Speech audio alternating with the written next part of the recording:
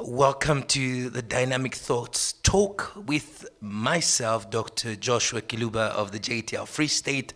And today is another day where we're going to spend some quality time reviewing a powerful month with Pastor Kiluba, I call him Reverend Kiluba or Kiluba. And he released what I may refer to as spiritual nuclear missiles, hallelujah, in order to catapult the church to the next level. But today is amazing. I'm not alone. I am here, and I am going to be taking the session with the wonderful Busi Madwansi. She will introduce herself, what does she do, and and her many talents, and then we're going to take it from there. Amen. Indeed, it's an exciting time. I myself am Busi. As Pastor has mentioned, I serve here in the worship team. I'm a pharmacist by profession, and I am more than excited to be here today. All right, so we've got pharmacists in the house. It seems like today's panel is a very medical health sciences panel. But yeah, I think, that's a whole dynamic thought. So today we are going to give it a little bit of flavor of health, but don't worry, everything's going to stay spiritual. Okay, so I would like us to just look at a few things that happened this past month. And from there, myself and Busi, we're going to assist each other with getting the questions that you sent through, which we feel are very important questions that may serve or actually may enlighten people or give people the joy and the desire to get into the teachings. So in the month of June, we had five teachings, or you could call them 5 meals, and these were very, very substantial and very delicious meals. And so the first one was become by the power of God. And then we went from becoming by the power of God into making Jesus, Jesus. And then after we made Jesus, Jesus, we then made the Christ, the King of the cities of the nations of the earth. Thereafter, we went on to the theme, to be great. And to overcome greatness, to produce greatness and submit greatness, and concluded into may you become you. And without even me putting an explanation right there, you can clearly see that the month of June was a month of identity. Hallelujah. Hallelujah. So it was really an amazing time where Pastor Kiluba was saying, you know what, I need, or rather God through Pastor Kiluba was saying to the church, I need to catapult the church into their identity. And so you quickly see Pastor Kiluba begins by releasing the power, which was basically the end and closure of the month or the Easter. And so he began at the era of the Pentecost, and you see here he speaks about the power to become. You see, so it was becoming by the power. And so we started off the month by releasing the power to become. In other words, the source of every identity is the power of God. And he goes on there to making Jesus, Jesus. And I want to highlight a few things in making Jesus, Jesus. And he says that John the Baptist was among the first people to make Jesus, Jesus. He says even before God could make Jesus, Jesus. In other words, what does that mean? Before God could make, it means before God declared, because then Pastor Kiluba goes on to teach on the declaration of John the Baptist with regards to the Christ. And I don't know if you actually saw it in that teaching, and you will see something about John the Baptist. He released 2 of the great prophecies of the end times. And listen very carefully what he says. He says, the one who comes after me is greater than I am, and he will baptize baptize you with the Holy Spirit. So two things he releases. He speaks about the greater. I call him the greater than the greatest, because if John the Baptist was the greatest of prophets born of a woman, then Jesus must be greater than the greatest, and that makes him the greatest prophet of all times. And by that prophecy, he's literally telling us that there will be no greater than Jesus. Because him, John the Baptist, being the greatest and Jesus being greater than the greatest, then I don't see how we would have any other prophet after that. And so John the Baptist declares Christ the one and only way to the Father. He even declared him the Lamb of God that takes the sin of the world. And then he goes on to complete his prophecy. The second dimension of his prophecy, he said, I baptize you with water, but the one who comes after me will baptize you with the Holy Spirit. And beloved, those are the two major prophecies of the end times. It is the Christ and the baptism of the Holy Spirit which produces the church. Hallelujah and hallelujah. Just in case you did not get it, it was right there in the teaching. We advise you to go and review the teaching. And so we see how Pastor Kiluba builds here and gives us an insight in the greatness of John the Baptist, besides just the declaration of Jesus, but demonstrates how great he was in the sense that he declared who Jesus would be in the realm of power. Hallelujah. In the realm of power. Hallelujah. And that is amazing. And so when you actually finish the teaching of making Jesus Jesus, what Pastor Kiluba is simply saying, which then later applies to making you, he's speaking about us experiencing the power dimension of our identity and our existence. And I'll close off this small snippet or review of this teaching with what the Apostle Peter said. Let me tell you something. If you are not living a life of power, you are not living at all. You are dead. For the Bible says his divine power has given us everything we need for life and godliness. Without power, no life. Hallelujah. And so today we invite you to the realm of power, and the realm of power is a realm of identity. Hallelujah. And so making Jesus Jesus is all about experiencing the power of Jesus. Hallelujah. It is time for the church to experience that power again. And then he went from there after you make Jesus Jesus, he says, now Christ, the King of the cities of the nations. Hallelujah. Hallelujah. Because now, you know, what is powerful? I want you to see the connection between the previous teaching and the teaching that follows. Because God gives power, and behind power there is responsibility, there are duties, there are missions, and there is actions and objectives that must be made.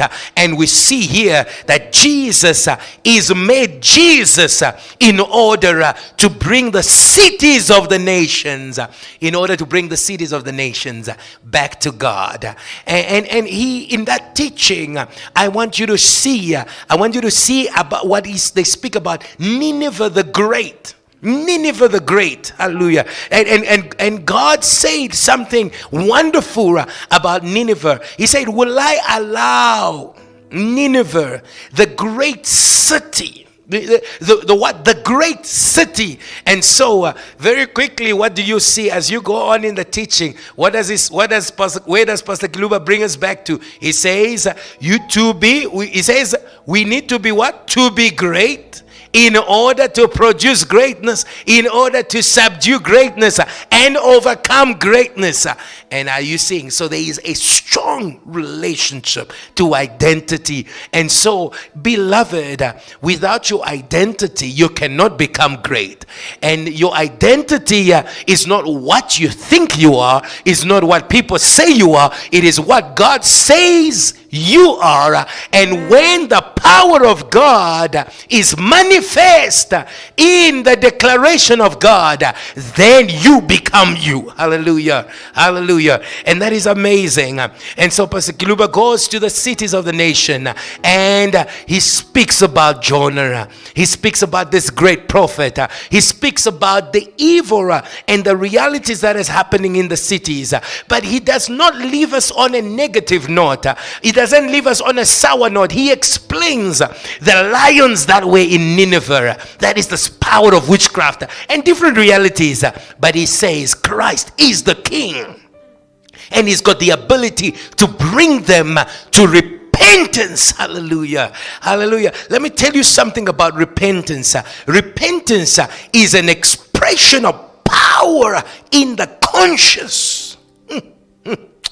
It's the expression of power in the conscience, because the Apostle Paul says, I know the good that I should do, but I don't do it. It means there is a power at work that opposes people from doing what they should do.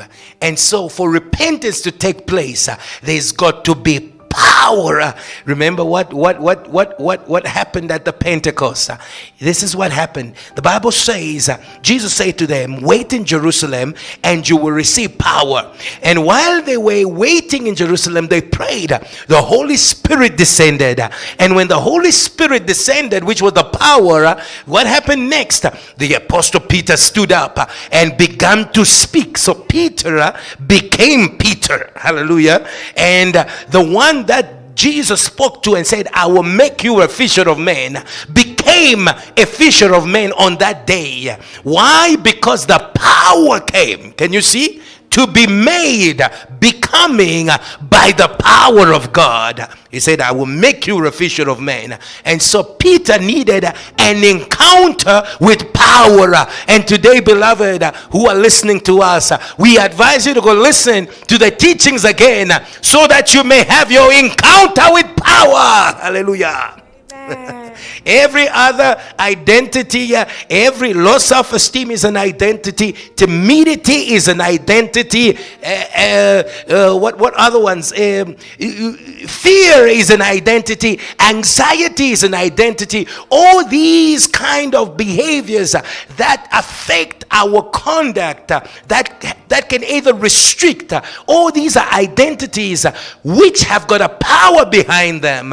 But when we encounter the power of God, it has got power over that power. Hallelujah. Amen. Then we can walk on our fears. We can walk on our timidities. Hallelujah. Hallelujah. And that is when, hallelujah. Let me give you another revelation. Make Jesus Jesus. Hallelujah. The lamb is an expression of humility and timidity. And there is a false belief among believers that timidity is humility. Hallelujah. But look at Jesus when he experiences his moment of power in the center of the throne. That's the source of all identity, the center of the throne. When he experiences, the Bible says, behold the lamb. I saw a lamb that was slain. And then the Bible says, behold the Lion of Judah. And so the angel of God brings us to see. Because what did John see? John saw a lamb. But the elder says, behold the lion. Hallelujah. Hallelujah. Hallelujah. And God gave him a better vision of what he was seeing, or God gave him a double vision of what he was seeing. Not a division, but a second dimension of what he was seeing. And so all these beautiful things, Pastor Kiluba lays them for us in his teaching. And then from there, after declaring Jesus the King of the cities, not only any kind of city, but the great cities, he then brings us to the teaching of, he says, to be great. He begins again by identity, and that identity, the identity of God, cannot be separated from greatness. Anyone who wants to be great must pursue their divine identity. Hallelujah. Because I want you to understand these things. Remember, Jesus said something fundamental about greatness. He says, do not rejoice that demons were submitted Okay, the demons were submitted. Can you see that? So that brings us to that teaching there, to submit greatness, because demons are an expression of evil greatness. It is great wickedness, it is great confusion, it is great affliction, it is great of the kingdom of darkness. So we speak about the great dragon. We speak about Babylon the Great, and that's what they are. And so Jesus says, do not rejoice that demons were submitted to you, but rejoice that your names. And so he brings them back to the essence of identity. And so Pastor Kiluba begins that teaching that has got 4 pillars: to be great, to overcome greatness, to produce greatness, and submit greatness. And in the teaching he goes on to explain, and he touches the realities that are intertwined from other teachings. For example, he uses Deuteronomy 9 and says, he says, today you are going to cross the Jordan to become masters. Okay, now mastery is an expression of greatness. So greatness is a general term that encompasses many things. And so he says to become masters. Now, I use the word mastery and masters. That's 2 different things. Mastery is the ability for you to master the skill and the gift that God has given you, and to express it with such perfection that people feel they can't add or subtract anything to it. And at that moment, you are an expert. But he gives them, so in that term, to become masters, I draw 2 things. I draw the power dimension to it, but I also draw the skills dimension to it. And we're going to touch a little bit of this as we go. And so he gives us that, to become masters. Today, you are going to cross the Jordan to become. And so can you see that the becoming that was happening after the crossing? And maybe the next question that you should ask me is, then where is the power? Because for whenever someone has got to become, there's got to be a power. And that's why he then goes on to say in verse 3 and verse 2 and 3, he says, behold, the Lord your God will go before you as a what? As a devouring fire. Hallelujah. The first Pentecost was not in the upper room. It was by the Jordan. They were baptized with an invisible fire. I feel like preaching. Hallelujah. Come on. It is the fire that dried up the Jordan. It is the same power that came down from heaven at the altar of Elijah, and it dried up the waters. Let me leave it there. And for me, I'm still busy. I'm still busy with my write-up. The kings of the Jordan. Hallelujah. Elijah, Elisha, Joshua, and John the Baptist. Those 4 are invincible. But all these are things that we derive from these amazing and wonderful teachings. And after he speaks about greatness producing, and I want you to go listen again so that you can touch the dimension, the 4 areas, because you might not know where you're limited. Hallelujah. Because you if you do not unlock your greatness, then God cannot send you on the battlefield against greatness. So you must unlock it for you to go and defeat greatness in order to produce greatness. Do you agree with me? If you follow this very carefully, you see David had to unlock his greatness.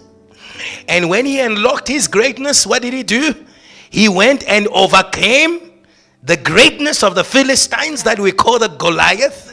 And then he released the greatness of Israel, that is royalty. And where was that royalty hidden? That's a question I'll leave. Where was the royalty hidden? I leave it there. I leave it there. But I want you to think about these things, because I mean, these teachings are amazing.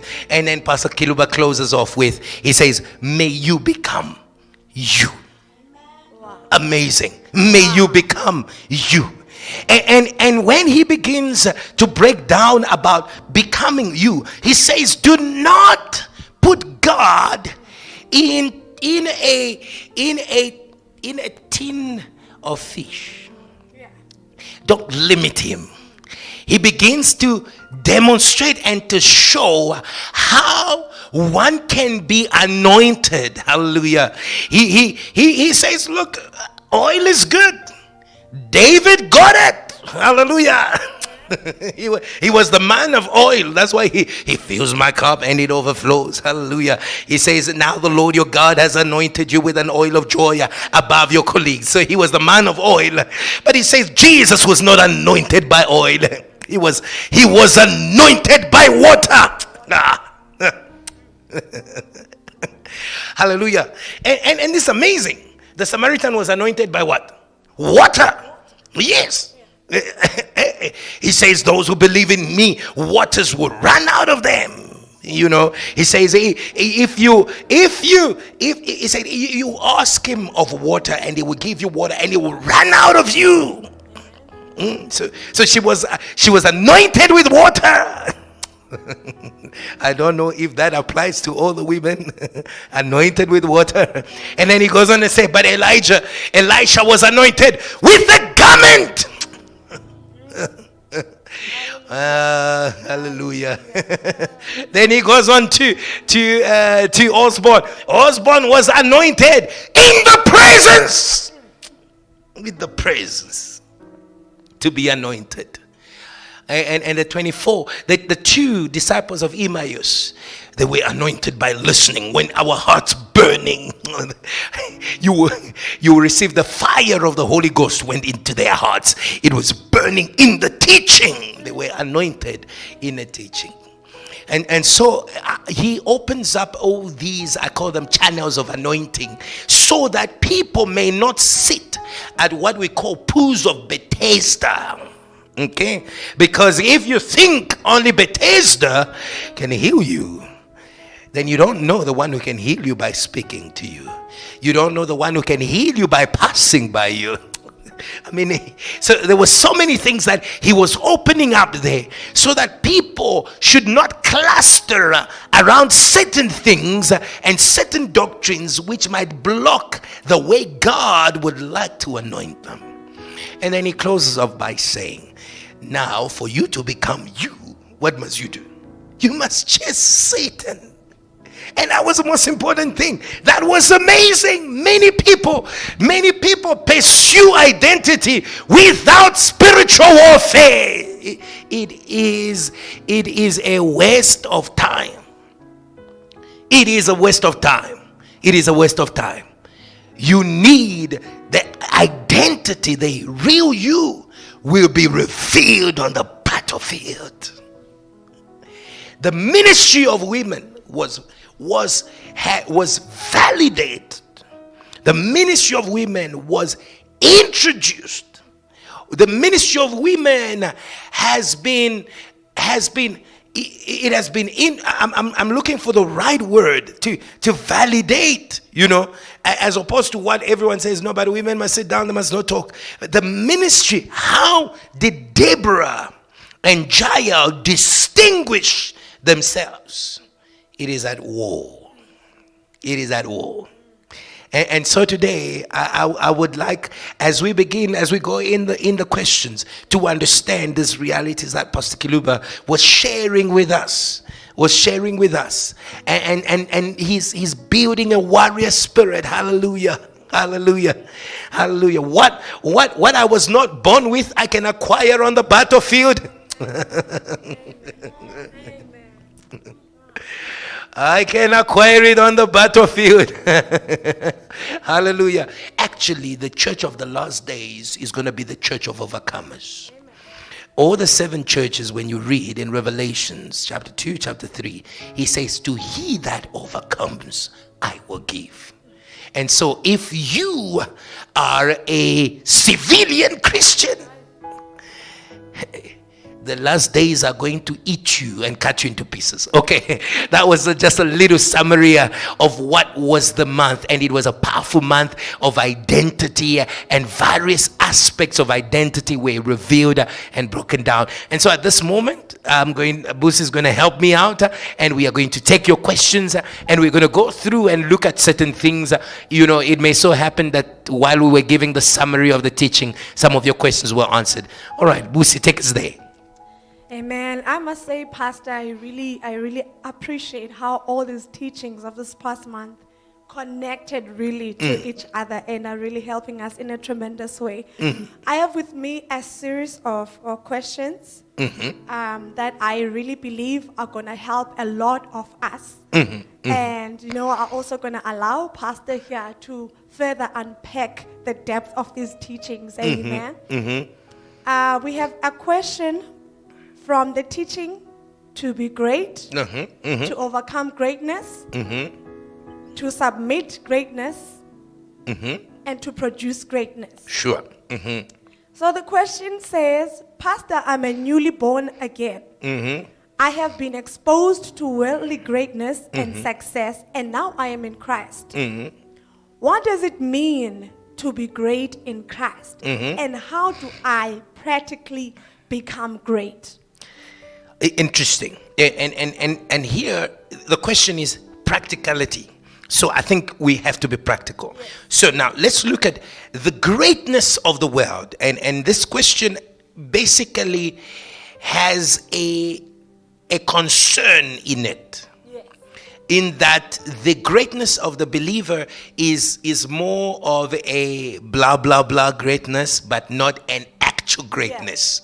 Yes. And I'm listening to I'm reading in between the lines of the question, but I'll answer it in a practical way. Now, there is something about the greatness in the world. Everyone in the world is under the power of sin. Full stop. So it doesn't matter. You are CEO, you are president, it doesn't matter whatever that the world may refer as great. All in the world are defeated by sin. So one practical way as a newborn creation, which is the first thing that God gives everyone who's born again, is an awareness of victory over sin. That's the first thing. That's the first thing. I mean, later on people might lose that awareness, but everyone who's born, I've not seen someone who has encountered Jesus who does not immediately feel empowered over their sin. And that's the power of the forgiveness of the Christ, because you feel he empowers you. And so practical greatness for a newborn child, number one, is to be aware that the power that God has given us to live above the things that were challenging us in our old life. Okay? And so that's where they should begin. It's that awareness. How can someone begin to practically practice their greatness in Christ? Number two is you begin by chasing demons, because no one in the world has the power to chase demons. They don't have. In Sutu they say, Abanayon. There is nothing. It doesn't matter whether you wear 100,000 rand perfume. The devil doesn't care. He doesn't care. He can even come. Even if you go and live in Sandton. And so I was giving two practical ways, because that then gives the believer what is called, what Solomon called the blessing of God that maketh rich and adds no sorrow. So a newborn Christian should practice living victoriously over sin. You must practice living, and you must practice. You must not chase demons when you are under attack. You must go and put Look, today the children of God, I don't understand them. The sons of Siva, the priest, they went to put to test the name of Jesus that they did not have an encounter with. But people who have an encounter, you need to go and test. I don't mean you must go in the bar and say, in the name of Jesus, I'm going to drink alcohol and I'm not going to get drunk. That's not what I'm saying. I am saying that you need to begin. You need to begin to exercise your anointing on the spiritual realm. Then when you exercise that on the spiritual realm, immediately when you release that which is yours, like David, I alluded to it. I said, where did the royalty of David, where was the royalty transferred to him? It was transferred through the daughter of the king. Because the Bible says whoever will kill the Goliath will give him the daughter of the king, will free his home, and will exempt their family from taxes. And so royalty was coming through there. And so immediately David defeated Goliath. There was a handover of power. There was a handover of power. The house of Saul was passed not through Jonathan, but through but anyway, let's leave that. But what I was trying to bring to your understanding is that the moment David acquired this particular woman through prayer or through warfare, it is difficult to lose that which we have acquired through victory. And so that's why Jesus says, the peace that I gave you, I do not give it to you the way the world does. You see, so it's coming back to that there is this, I call it perceived greatness, because it is a greatness that is under a greatness of the kingdom of darkness. But we must have, a newborn Christian must practice victory over sin. They must practically exercise authority over demons. Once they do these things, they will be able to release these elements or attributes of greatness of this life, whether it's business, whether it's knowledge. Remember, the knowledge of Daniel was 10 times more than those who were working. So the others were intelligent too. However, Daniel was 10 times on account that he was practicing. What was he practicing? The law of Moses, which was basically the contract of God and man. And so that's what we would encourage new believers to practice. Once they begin to practice, they will realize that God is going to give them an upper hand in the academic realm, in the business realm. The Bible says now Potiphar prospered because of Joseph. Because of Joseph. Now, Joseph did not have the capital, but he had the multiplication factor. All right, we'll leave that question there. Let's go to the next question. Okay, that is wonderful. The next question is based on the teaching of Reverend Kiluba that says, may you become you. Pastor, in this question, Pastor Kiluba spoke about receiving identity by laying on of hands. Mm-hmm. In the case where Jacob laid hands on all his children, Jacob literally cursed Reuben, his firstborn. Mm-hmm. And then Moses comes later and also speaks over Reuben, mm-hmm. by this time positively. Mm-hmm. Can the laying of the hands of one man of God cancel the laying on of the hands on another man? All right, so the question is basically taking this scenario literally and trying to apply it in the shortest possible time. So, which means, okay, Busi is cursed by Apostle Bishop so-and-so, and then I come 2 minutes later and I say, I cancel what they did. All right, but we have got to put this into context. Now, Reuben Reuben carried out something that was against God. And the curse of Reuben did not necessarily come from Jacob, it came from God himself. Because the Bible says no curse, an unmerited curse cannot stand. I paraphrase. And so there were merits to the curse. But now follow this very carefully.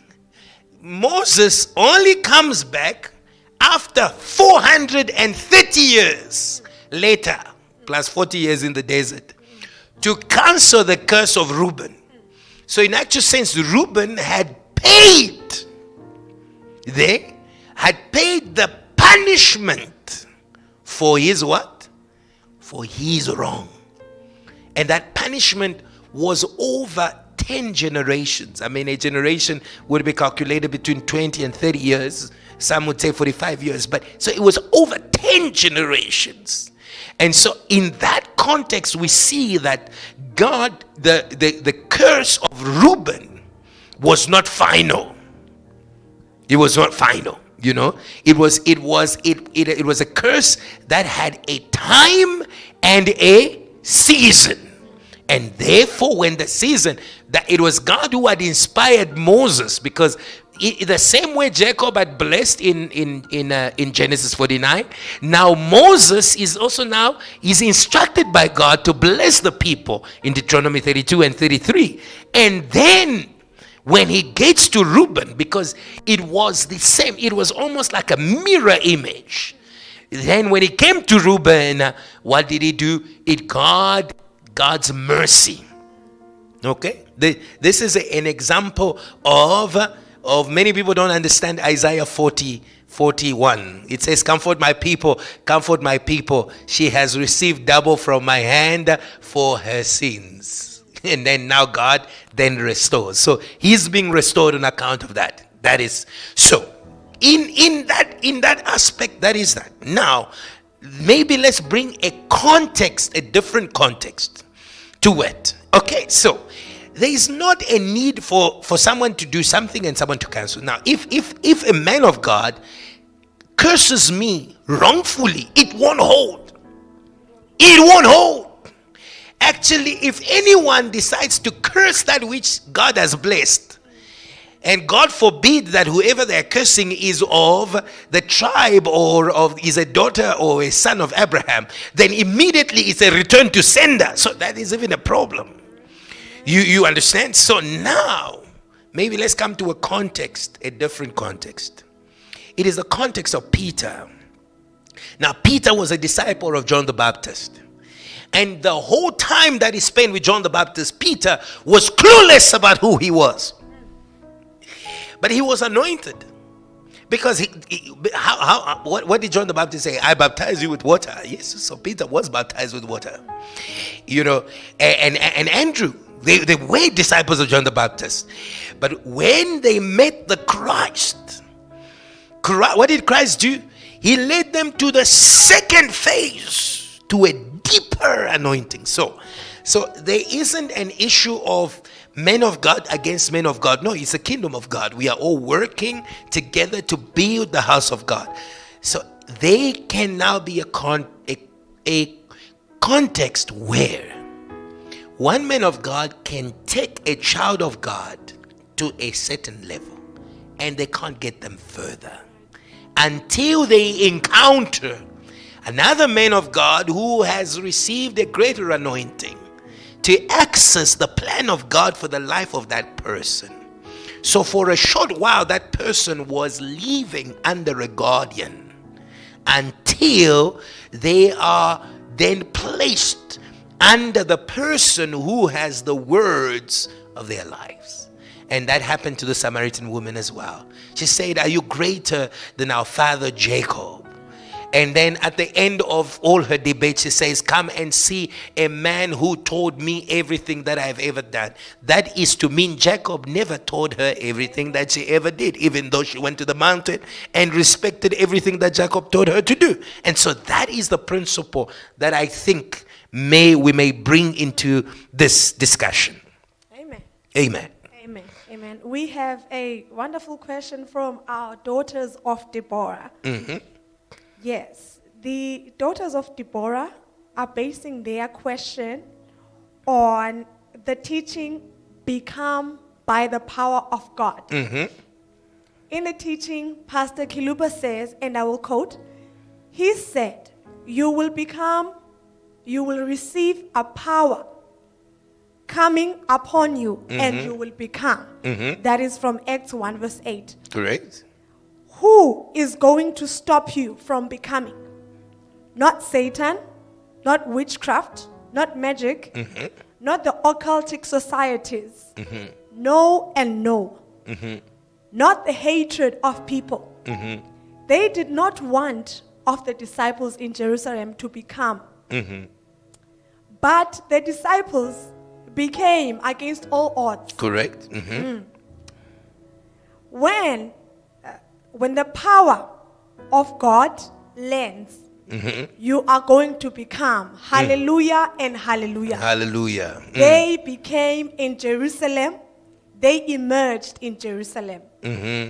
So from the teaching, we can, of course, commonly say that this teaches us or empowers us to know that women are also called to become by the power of God. And there's nothing that can stop them from becoming. The question then says, how can women overcome opposition, both spiritually and physically, in order to become by the power of God? Okay, good. So it's a good question, but I'm going to break it in half. So the question says, how can women overcome both spiritually and physically? Okay, so I will only say this question can only be addressed physically, because there is no demon against women in the spiritual realm. There is a demon against all existence. The Bible says, woe unto the earth where there's men and women, for Satan has come towards you. He's filled with anger. And so, spiritually, we do the same thing. There isn't any new women spiritual formula that needs to be applied. Prayer, the word, the understanding of God's word, the awareness of God's vision, his revelation, and his mission. That is all that puts you to action. This is what, look, do you know why Deborah made the statements that she made? Why did she make the statement? She said, when the men were without strength, I rose up like a mother. Where did she get that statement from? And so that would be the first answer, that women need to tap into the realm of the spirit. Amen. Because this is, where did Deborah get that? She said, even the stars of heaven marched against Sisera. Yes. So we need women that can see the marching of armies in the spiritual realm. And if the woman rises at that moment, automatically she becomes a general. This is what God said to David. He said, when you will hear the sound in the oaks, in the top of the trees, you know that I've gone ahead of you. So a spiritual woman immediately rises and amazes people in the society. The physical woman, on the other side, is the one who looks at herself. She looks at herself. Why? Because society has taught her to look down on herself. The Bible says we must look to Christ, the author and finisher of our faith. So the moment a woman becomes aware of the spiritual realm, she's got rulership over the opposition. It's like that. Let's take an example. So, the birth of Samson was revealed to his mother. And then his father says, well, you say an angel spoke to you. I must go and listen to that angel. And that comes, there comes the physical pride of man, of not willing to listen to what the woman had said to her. And when he sought to get information, do you know what the angel said? Well, it's exactly what I told her. And so today, what I'm saying to women, the only way for you to overcome the opposition is to stand on the word of God. Hallelujah. Yes. And you can only stand on it if you heard it. You can only stand on something if you see it. Now if you see God moving, and that for me is my punchline. I cannot unsee what I've seen. And so I'm sorry. If you didn't see it, I saw it. And the Bible says, when we shall see him, we'll become like him. And so if women can see what is happening in the spiritual realm, they can be transformed to the image of the one that they are seeing in the spiritual realm. And automatically, it's an automatic thing. I'm telling you, she's not even aware that she's overcoming the opposition. I mean, Deborah was literally at ease with her counterpart Jael. They were at ease, taking over, hallelujah, taking over the matters, the national matters of Israel at ease. The Bible does not say now Jael went to a military camp, she learned public speaking. No, they were at ease. But because they were seeing the spiritual realm, immediately they stood up. And so this is how they overcome. That's why I said, spiritually, that is the key to see the realm of the spirit. If you see the realm of the spirit, what God says supersedes everything else. All things will pass, but my words will remain. So God is looking for women who can tap into that. Then when you get the word, she doesn't have to have a hoarse voice. The same voice with which she speaks, but because it's the word of God, the Bible says the Lord is behind his word to fulfill it. And the Bible says, who can oppose the mind of God? Who? So we invite women to carry the mind of Christ. The mind of Christ. And that's what the Apostle Paul said. He said we. He did not speak about men. He was speaking about all believers. We have the mind of Christ. Now man is the head of the woman, from biologically speaking, and then Christ is the head of all men. And so when you have the mind of Christ, I call it, it's a natural, it's not an unnatural thing. It's a natural thing. You command respect.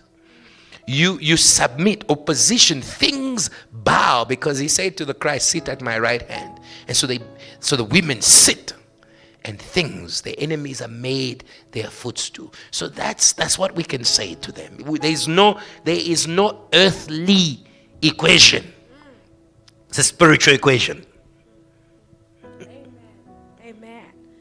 We must see the spiritual reality. Amen. Amen.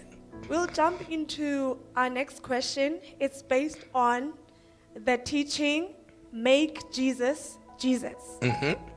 The context of this question would be from the teaching, and it reads, Pastor Kiluba says that do not be ashamed to proclaim the visions of God, because these visions are irreversible, according to the past message that he actually shared that is titled, The Heavenly Vision is Irreversible. Yes.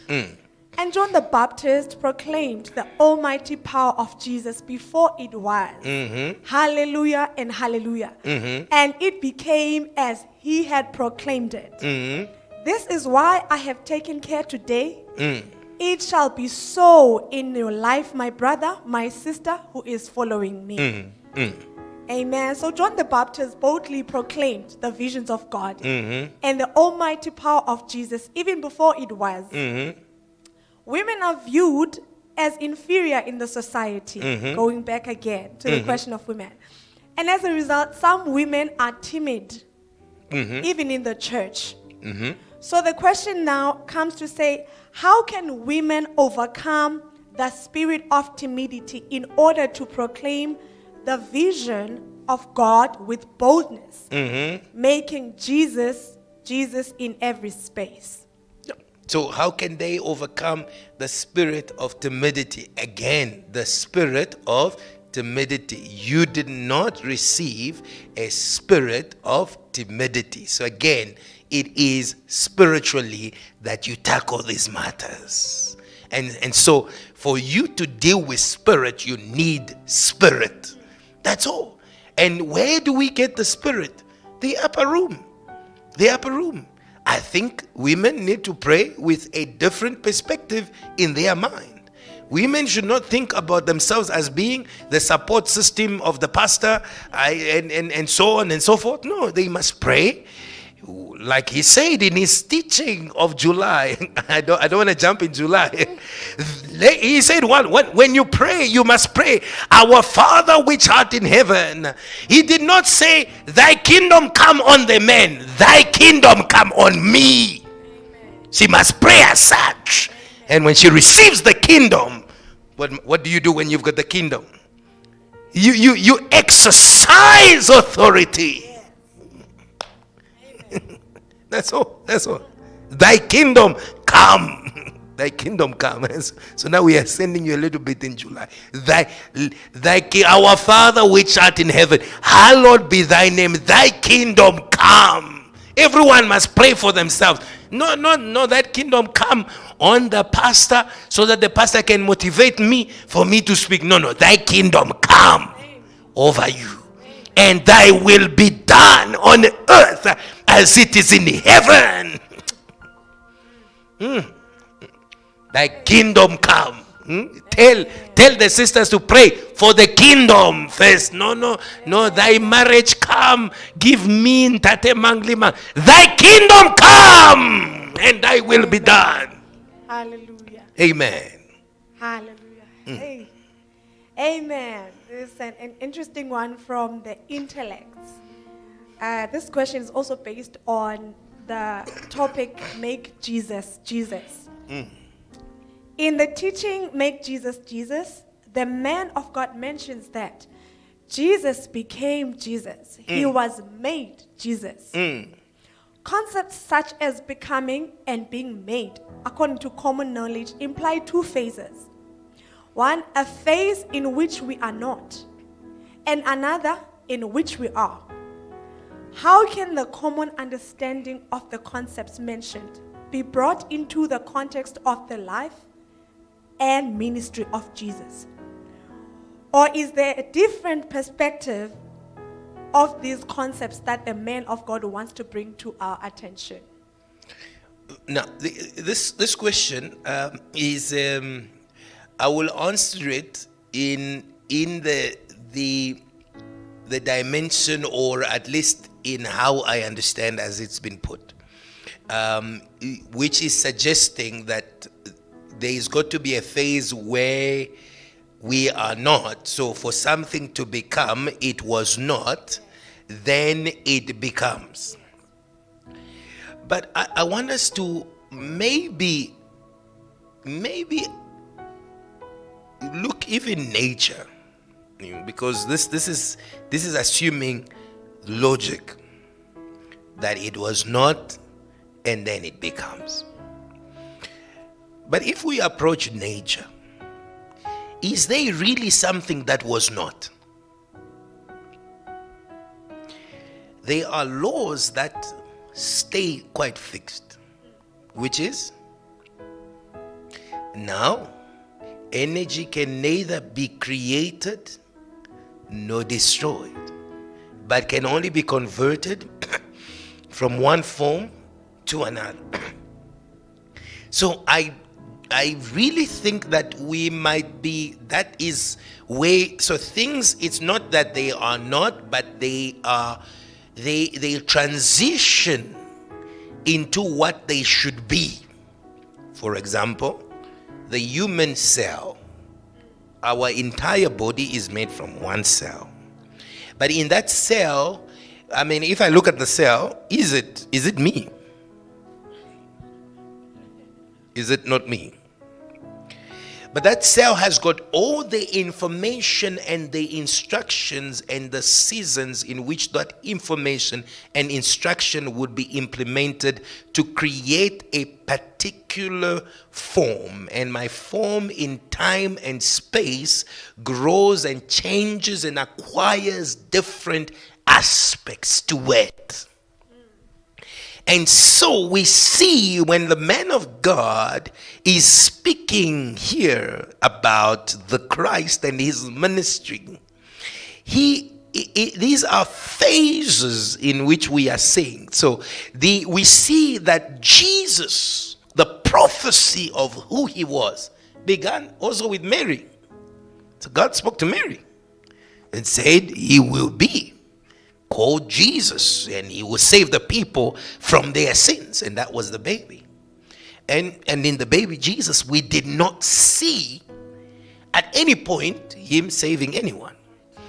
But the encounter that Jesus has with John the Baptist becomes determinant, because it almost brings into manifestation.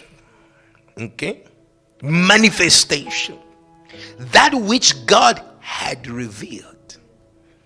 So we must ask ourselves, is being when we are manifested, or when we are revealed? Which one is it? God said, let us make man in our own image. I believe the cycle of existence began with conception, and that is applicable to thought. It's applicable to the human being conceived in the uterus. Same thing, same principle. And so we see the same thing with Jesus. He is conceived by revelation. Literally amazing.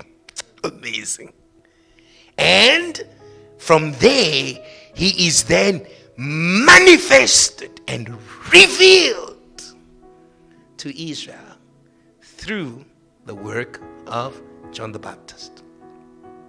So I think the principle is the same. Only the realm in which it is manifested is different. But one thing that we know about the realm of ministry, what is born of God overcomes the world. So automatically, when you go through that process in the realm of the spirit, because what God reveals has been conceived and in season will be manifest. And what's the season of manifestation? It's the Pentecost, what you call the power. So I believe that it's the same principle. It's the same principles.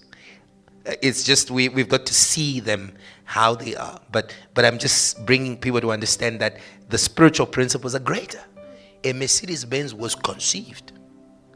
It was conceived. In the mind, it was designed. But then you have to now put power at work to transform metal, smelt it, change its form. So that is the moment of power. And then you do the final and you bring it to manifestation, and people are wowed by what happens. So the principle is the same. So I believe the principle is not different. So what being and becoming is a continuum of conception and manifestation. Amen. What is conceived in the spirit will be manifested in the spirit. Still from the intellects. Another question says, personal development gurus present man as the main architect of his destiny. In the process of becoming me, that's the question now. Where do I draw the line between the role I have to play and the part that God alone has to do?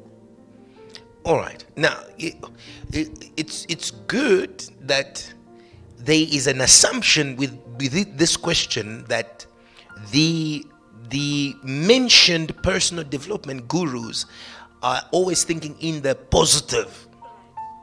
Now, if I decide to kill someone, I'm definitely not a good architect of my destiny because I'll end up in jail. So in as much as we may think that we are architects of our destiny, there are certain principles by which we need to abide for us to get the best outcome out of our lives. And the answer is always simple. And Jesus was the best of these gurus. He came and listened to all they were saying. He says, okay, this one says if you do yoga, you're going to feel better. That one says if you practice this, you're going to do this. And listen to what Jesus says. He says, I came that you may have life and have it in abundance. So already he is bringing the understanding that whatever life that anyone can get outside him is, it can run out. And it brings us to the Samaritan woman. It brings us to the wedding of Cana. Running out. Things are running out. Architect of my destiny. Running out. Now you need someone to jumpstart you. You need Jesus. And so ultimately, we've got to, it's not even a line. We've got to understand that the principles that govern successful life exist independent, or at least in the conscious of man's existence, and beyond that are an expression of God's divine power. And so it is not really man. That's why the Bible says God put in man the thought of eternity.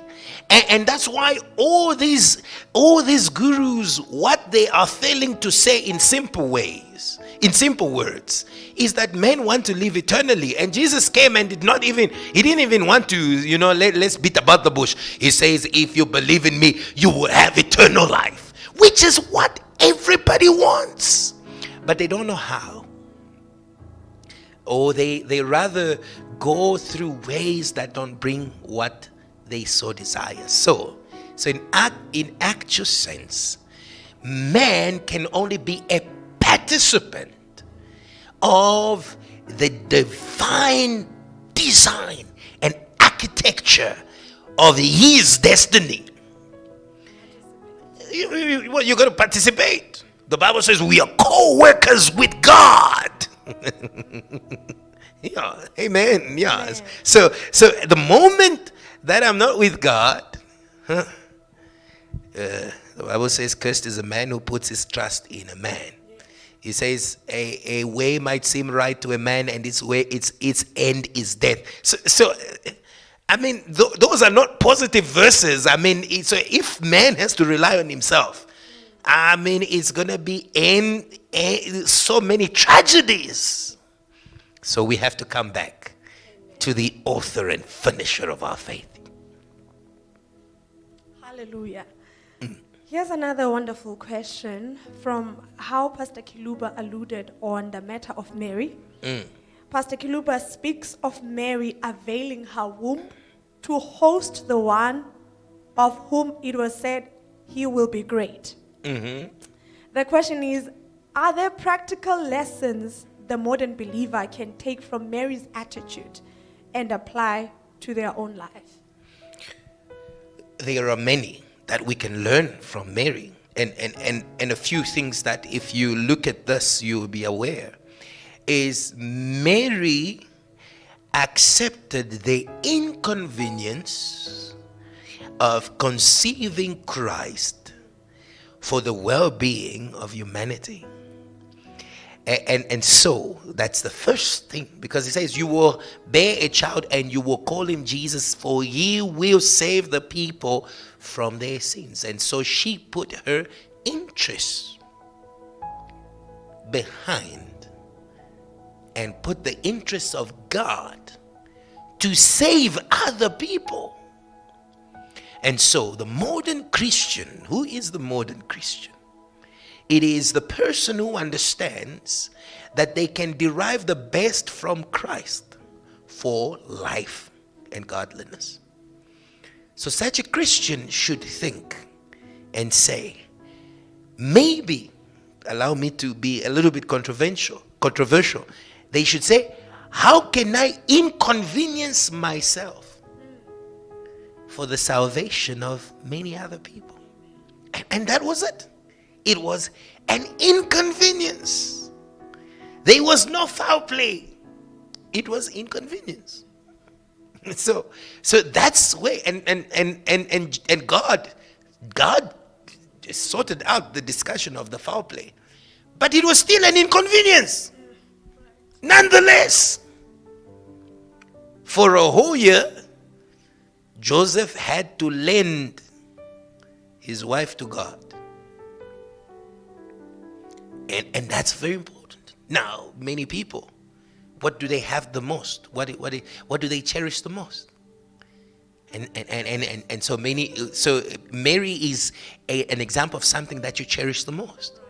And so we see that in Mary, ready to be inconvenienced, and to lose her reputation, put her reputation on the line. But when Joseph came to the party, he too had to sit back and say, well, we need to allow the work of the Spirit to be done. So that is an aspect that we can learn, especially when we speak about a modern Christian. We speak about people who have established structures. They've got a short term, medium term, long term. I believe Mary and Joseph had a plan. And somehow it looks like the Holy Spirit came to disturb their plan. But I thank God that he disturbed their plan. Otherwise, we would have never known who Mary and Joseph were. The divine disturbance and divine inconvenience. I could create a sermon there.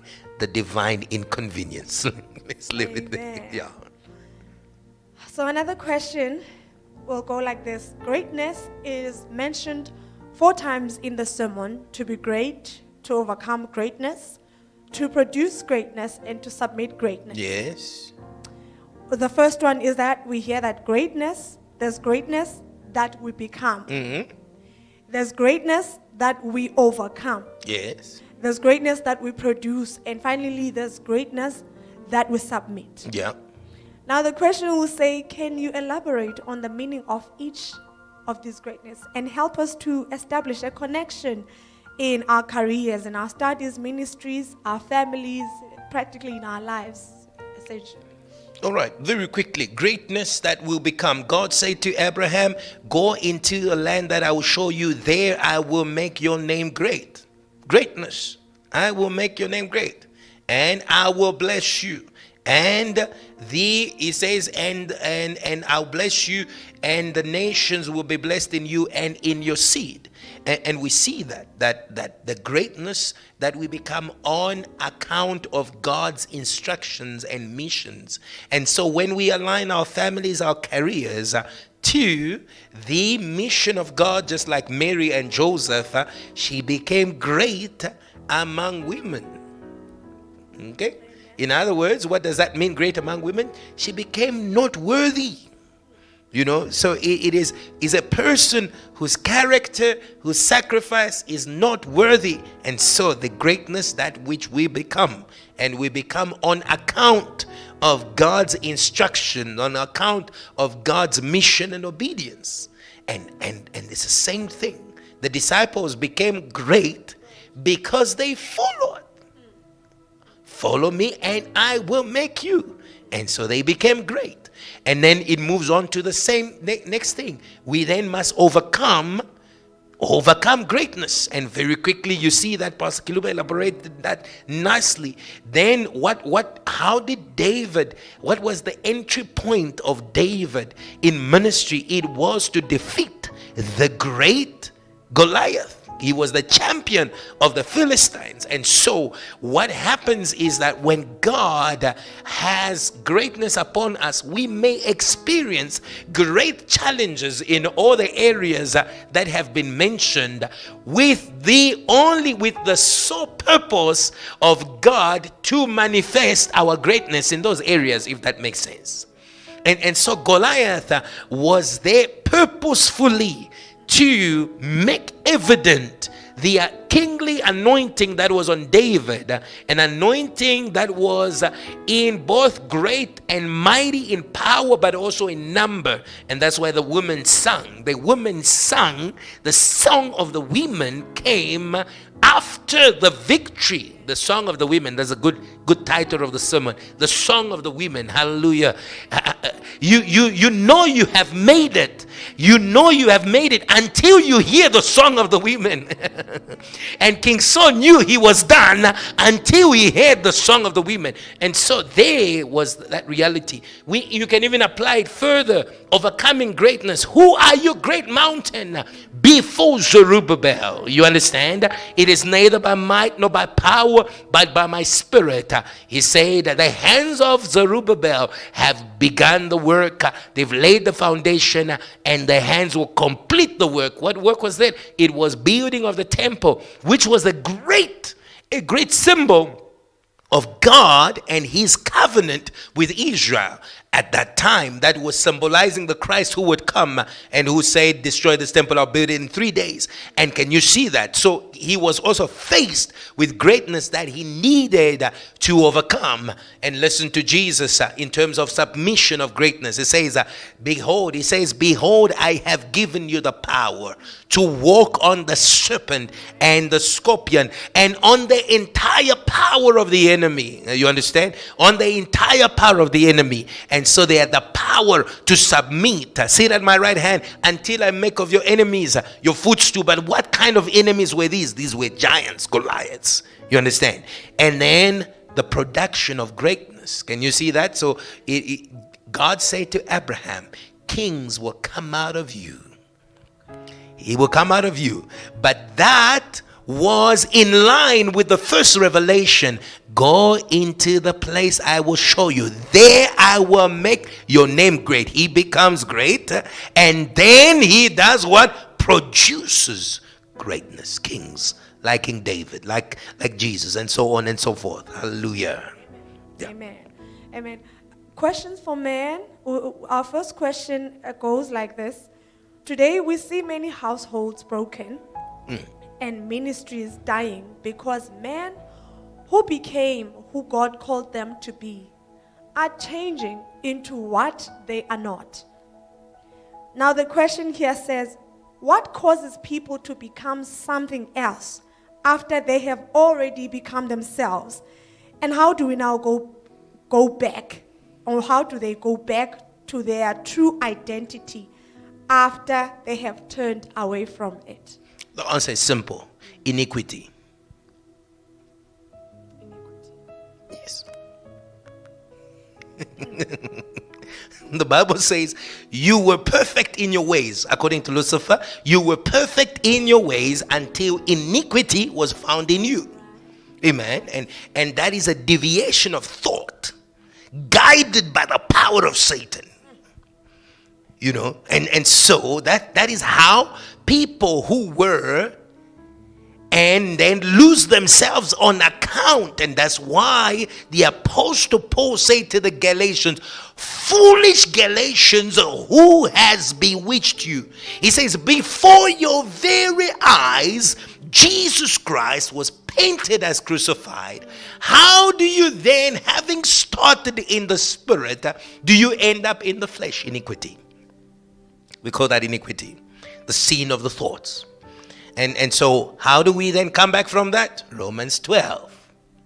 He says, beloved, I urge you by the mercies of God to offer your bodies as a living sacrifice unto the Lord. That is your spiritual of worship. Do not be conformed to this world, but be renewed in the mind of your understanding, so that you may know the good and perfect will of God. Amen.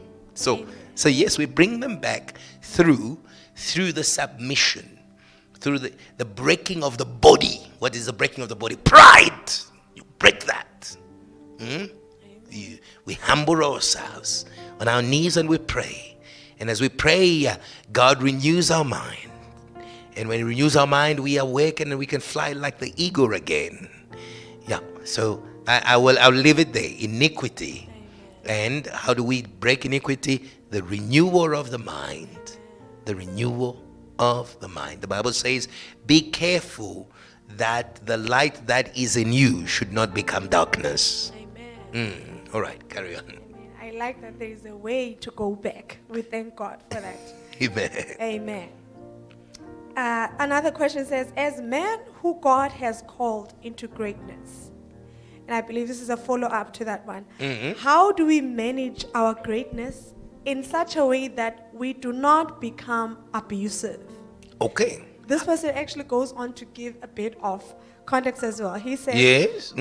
in today's society, those who have power tend to abuse those without power. Okay. For us who are great in Christ, what should we do to be great and not abuse those who are under us? And those are inclusive of our children, our wives, our followers, employees. Okay. So I'm going to answer that question in two phases. The first phase is, well, greatness as is described by Jesus leads to two things, or even three things. He says, number one, the greatest among you is the one that serves. Okay, so my greatness must be of service to you. And if it's of service to you, it cannot abuse you. Because an abuser, the abuse is of service to them, not to the people. So the greatest among you is the one who serves. And so how do we avoid becoming abusers? We need to keep all the power that God has invested in us to the service of the people. Amen. God did not anoint us for us to be served, but rather to serve. Rather to serve. Amen. Rather to serve. And I will say it that there is, you need, if you are a true, now I must be very careful with what I'm about to say, but anyway, if you're a true man or woman of God, you should serve to the point that people can never be able either to give an offering or do anything to outmatch your service. Amen. Amen. I'll never know how much it costs to see my sin upon that cross. I can never. Amen. I mean, they have sung the song. You are a musician, you know. I can never repay you more than enough of all that you have done for me. And so, and that's the greatness of Jesus, the greatness of Elijah. He throws the coat to Elisha and then disappears in heaven. So he's not around for Elisha to kind of pay back. He's got no way. All he's got to do is say thank you. And so that's more important. So it is a serving greatness, a greatness of service.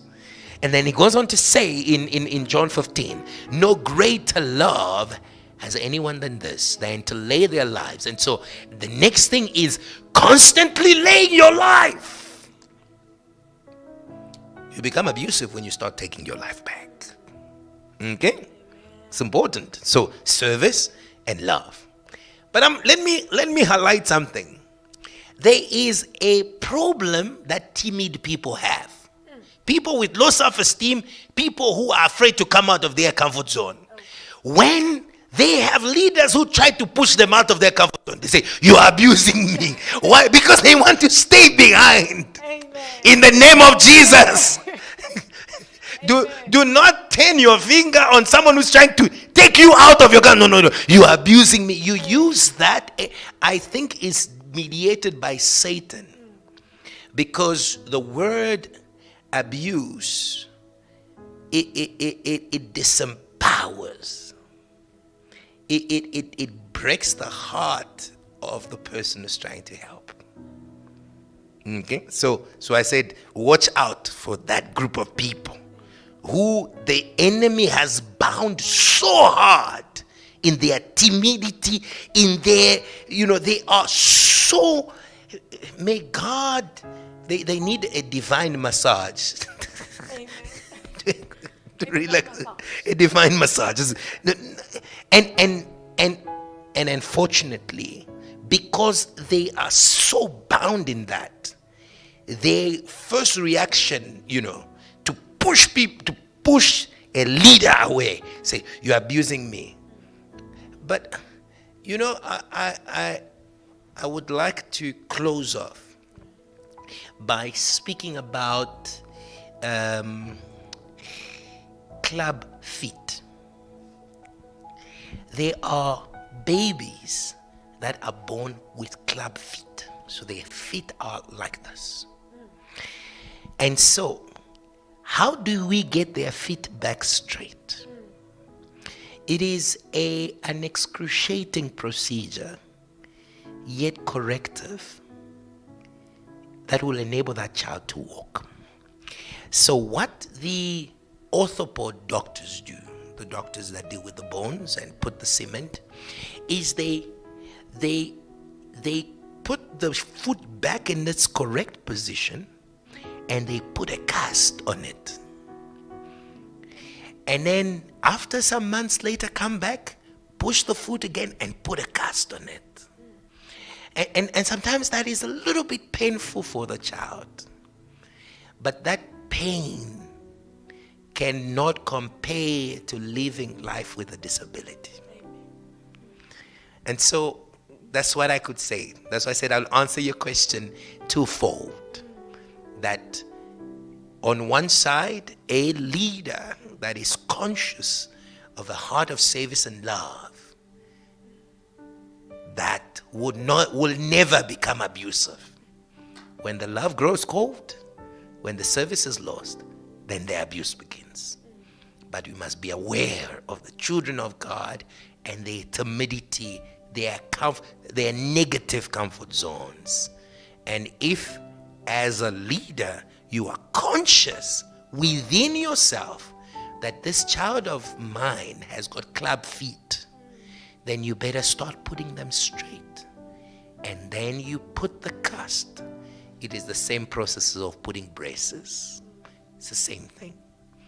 Doesn't nature teach us? Amen. Very wonderful. I mean, I appreciate how you just tackled that from the mountain point of view and from the valley point of view. And it was, of course, provided for us a corrective measure. Because, I mean, nowadays, if leadership and power is viewed in a negative way because it has a connotation of abuse. But I guess what we can take home is the greatest among you is the servant. Amen. Amen. And also for those in the valleys to rise. Amen. This would have been the last of our questions. We thank you very much for the questions and the wonderful answers, Pastor. No, thank you very much. I hope you enjoyed yourselves. I know that we took you on a roller coaster. From us to you, we love you, and we'll see you next month. Amen. And I know I'm already enjoying Thy Kingdom Come. So yeah, so go and review the teaching again. There is mysteries, the apostle of major changes. We love you and we're serious about it. All the way from the Free State, we greeting all our pastors in the different places. From us to you, what do we say?